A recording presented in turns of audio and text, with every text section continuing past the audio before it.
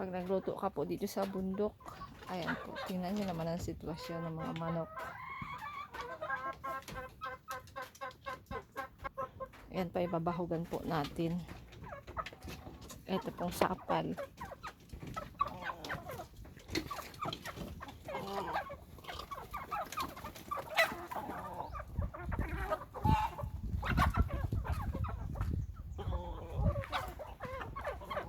Dito po sa isa.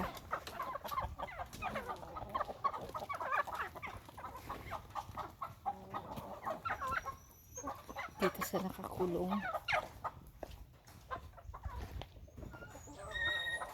Bibigyan din natin itong nakakulong. Ito pa ay kay Tito.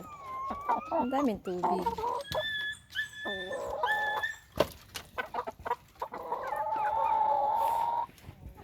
Nagugutom na rin siya. Kasi baka matuka ang kamay ko. Ah! Wala pa nga ni. Wait lang. Kanin ang binigay sa inyo.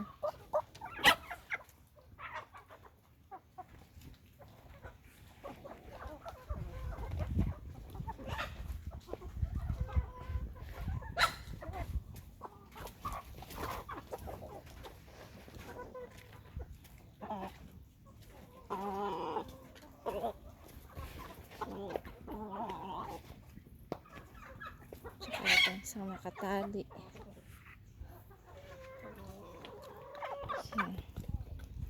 Ang aking mga alagang kambing. Nandito po kami ngayon sa bundok kasi po magkakupras po. Gakawit po ngayon sila papa. Lamang po. Salamat po. Bye bye.